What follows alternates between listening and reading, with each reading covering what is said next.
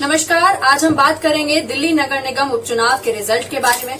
जैसा कि आप सभी जानते हैं कि आज घोषित हुए परिणाम में दिल्ली नगर निगम के 5 वार्डों में से आम आदमी पार्टी ने 4 पर जीत हासिल की, तो वहीं कांग्रेस को 1 सीट के साथ संतुष्ट होना पड़ा, जबकि भाजपा खाली हाथ रही। ऐसे में सवाल उठता है कि हैदराबाद में जीत और गुजरात में ऐतिहासिक जीत हासिल करने के बावजूद आखिर क्यों दिल्ली में जादू नहीं चला पाई भाजपा सरकार।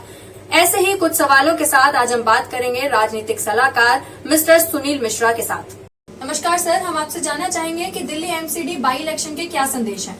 दिल्ली एमसीडी के अगर आप देखेंगे 5 जो उपचुनाव हुए हैं, इसमें 4 सीटों पे आम आदमी पार्टी का जीतना और 1 पे कांग्रेस की जीत 2 चीजें बताती है। सबसे पहली चीज तो ये बताती है कि भारतीय जनता पार्टी जिस गुमान में थी, कहीं ना कहीं इस कॉन्फिडेंस में थी कि गुजरात के बाद, हैदराबाद के बाद तमाम प्रदेश के निकाय चुनाव में बेहतर कर रहे थे, वास्तव में दिल्ली में उनका जादू नहीं चलने वाला है। और दूसरी चीज जो मुझे समझ में आती है कि जिस कांग्रेस पार्टी को रसातल में जाता हुआ देख रहे थे लोग, या ये मान रहे थे कि रसातल में जा चुकी है, उसका भी कुछ अस्तित्व है। अर्थात अगर व्यक्तिगत उम्मीदवार में दम है तो जो है निकाय चुनाव में, एमसीडी इलेक्शन में अच्छे परफॉर्मेंस किए जा सकते हैं। नट क्रैक्स अगर कहें तो अगले साल जो एमसीडी के इलेक्शन होने वाले हैं, मुझे लगता है यह उसका सेमीफाइनल था और सेमीफाइनल में भारतीय जनता पार्टी पूरी तरह से पिछड़ गई है और हार गई है। सर, जैसे हैदराबाद में और गुजरात में ऐतिहासिक जीत हासिल की है बीजेपी ने, तो इस पर आप क्या कहना चाहेंगे कि एमसीडी में क्यों पिछड़े गए लोग? देखिए, एमसीडी में क्या है, अगर आप दिल्ली की पूरी राजनीति देखते हैं तो मुझे लगता है कि केजरीवाल का जादू विधानसभा में ही नहीं, इस बार निकाय चुनाव में भी चल रहा है।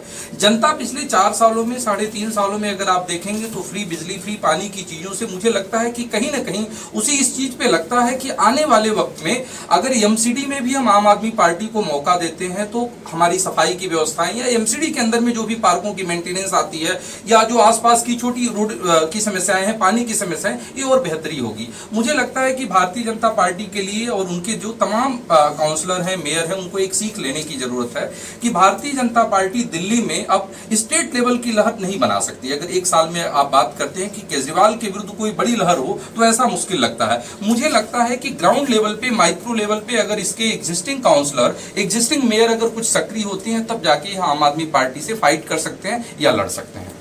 सर, जैसे कांग्रेस ने 1 सीट हासिल की है, तो उस पर आपकी क्या प्रतिक्रिया रहेगी?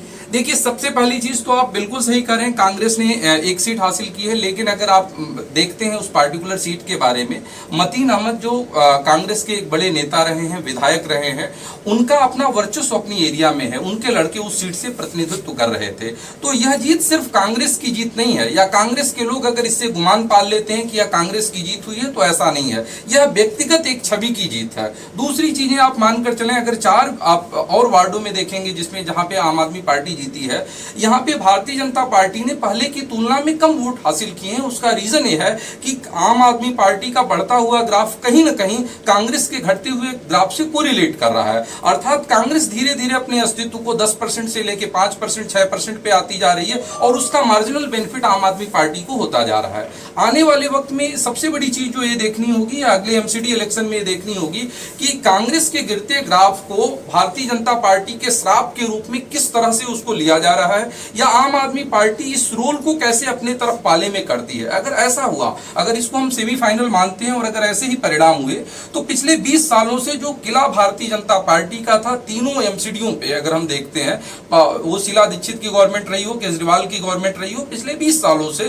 भारतीय जनता पार्टी दिल्ली के तीनों एमसीडी पे अपना कब्जा है। मुझे लगता है कि आगे आने वाले समय में यह कब्जा बरकरार रखना भारतीय जनता पार्टी के लिए बहुत कठिन जो होने वाला है।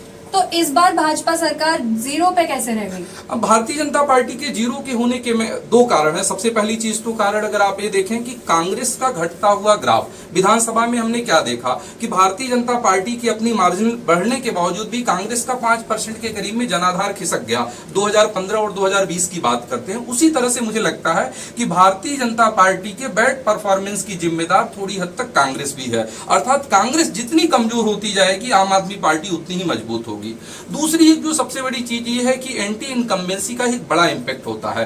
20 सालों से आप निगम पे जो है कब्जा जमाए हुए हैं। केजरीवाल और केजरीवाल की सरकार हर दिन आपको आरोपित कर रही है, कभी 26,000 करोड़ को लेकर कभी तमाम और मुद्दों को लेकर, साफ सफाई को, व्यवस्थाओं को लेकर कि आपके पास एमसीडी है। तो मुझे लगता है कि बीजेपी कोई प्रोएक्टिव प्लान नहीं लेकर आ पाई थी। बीजेपी दिल्ली के मतदाताओं को यह प्रूव नहीं कर पाई कि बीजेपी अभी भी अपनी बादशाहत बरकरार कर रखी है, और अगर स्टेट में केजरीवाल है तो आपको लोकल बॉडी में बीजेपी को दोबारा मौका देना होगा। एक बीजेपी के लिए जो सबसे अच्छी नसीहत है कि बीजेपी के अगर जो जीते हुए या हारे हुए जितने भी काउंसलर हैं, अगर जमीनी स्तर पे अपनी पकड़ नहीं बनाएंगे, ये मानकर चलते हैं कि मोदी लहर या बीजेपी की लहर के सहारे 2022 के एमसीडी इलेक्शन जीत सकते हैं, तो यह असंभव सा है।